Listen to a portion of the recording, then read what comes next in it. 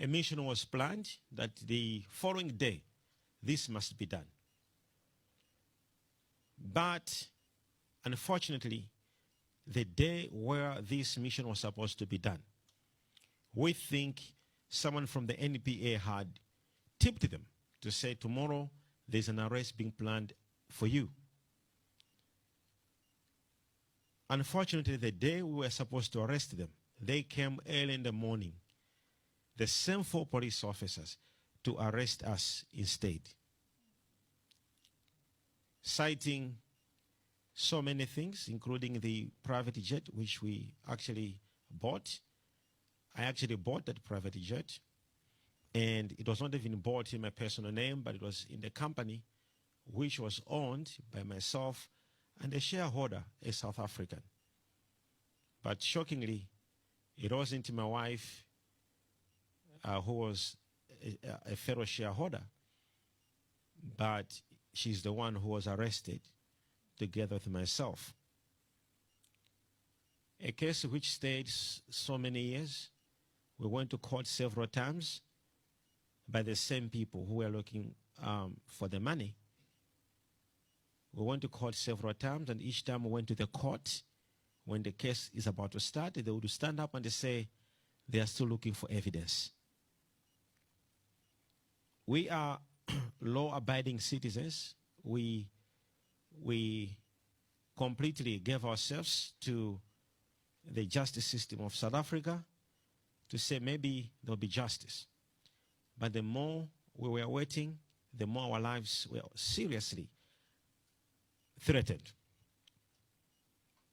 We're all aware what happened in our ministry, in our church. Our members across the world, more especially in South Africa, they are aware that we had some 2 gentlemen who had come at our church with their Forex trading platform, which they had helped some people at first who had invested the money on their platform.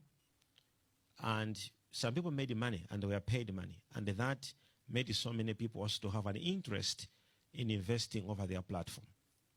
A thing which I myself, as a leader, do encourage that people should actually be in business and they should make money. But when these people began to make money, they became selfish and decided to run away with the people's money. My wife and I decided to stand for our people, the victims in our church. Personally, we spent our own money, almost worth 70 million rands, paying off all the victims in our church. We're actually hunting for them, and we're paying them through lawyers. And our intention was so simple. We opened a case against these two guys through the same lawyers, and they say, arrest them. We will pay the money to the victims. And when you find out these 2 people, we will reclaim back our money from them. A mission which was moving very successful. And there were only a few members in the church whose their money was not yet refunded. And what happens? Those same police officers who arrested us on the first case came and arrested us over the issue of these 2 gentlemen. Among these 2 gentlemen, they arrested one. We were obliged because we are people who respect the rule of law. But what was so much worrying was the fact that we had a warning, and we were actually told that the main reason why this arrest was happening was for them to have access and get rid of us.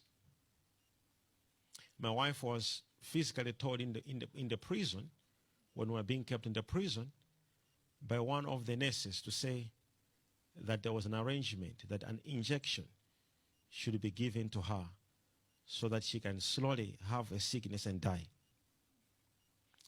I remember in the cell where I was being put at night, a very big scorpion known as a red scorpion, and this scorpion apparently is found in Amazon forest, was thrown in my room. And by the grace of God, I didn't even realize that there was a scorpion. And I slept When I woke up, I found this scorpion under me, and it had died. Apparently, maybe I could have slept over it. So I just thought it's a scorpion, and I pushed it away.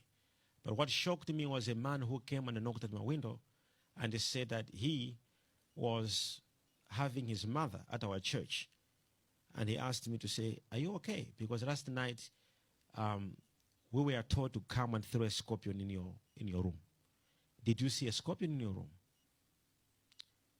That made me not surprised, because we were so familiar of different attempts to assassinate us. One of the most shocking things was their burial conditions at this time around they were asking for. Their burial conditions were that these 4 men should actually know all our movements and where we are staying, and that we must be confined in a very small area. And for us, that was a threat, because we knew who these men were. We had exhausted all our efforts, and we had reported them to all relevant authorities, and that was a very serious threat.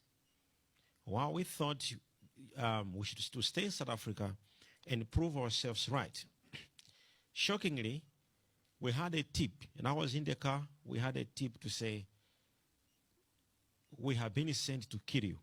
One person actually called one of my pastors, who is in this room as well, and the pastor called me and he said, "Please, Prophet, where you are right now, change the car." That was a call that saved my life. Immediately, I moved from the car. That was the day, I think all of you are aware, when we survived a very serious assassination attempt in Santon on the 26th of February at a filling station. Luckily, the filling station had the footage. We opened the case, and the case was dismissed even before an investigation started. This is not justice, and that's not how justice must be. We were the first complainants, and nothing was done. This is what prompted us to come back home here in Malawi to seek for justice. When we came to Malawi, it was not running away from justice, it was seeking justice. When we came here, we handed over ourselves to the authorities, to the police, to say we had a case in South Africa, and we have handed over ourselves to you so that we can go to court and continue with the matter. To show the hatred and serious ill will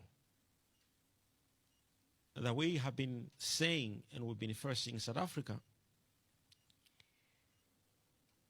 there was a document that came from South Africa forbidding our child, who was supposed to go to get medical assistance in Kenya. Our child stayed at the airport for quite some days just because they just don't want the child to go to hospital. Remember, this is not a child that was staying with us when we were in South Africa. This child was already staying in Malawi. And this child had already traveled before when we were already in Malawi to Kenya. And this time around, it was so shocking. Well, God's will is God's will. We lost our child. May her soul rest in peace. When we stayed here, we never missed a single court hearing because we were trying to prove we were not running away from justice. Today, I'm here to tell you that a few months ago, we had a ruling in the lower courts, which is the magistrate court. This ruling was amazing and interesting. The ruling stated that 11 cases were dismissed in the magistrate court. If I'm correct, if I'm right,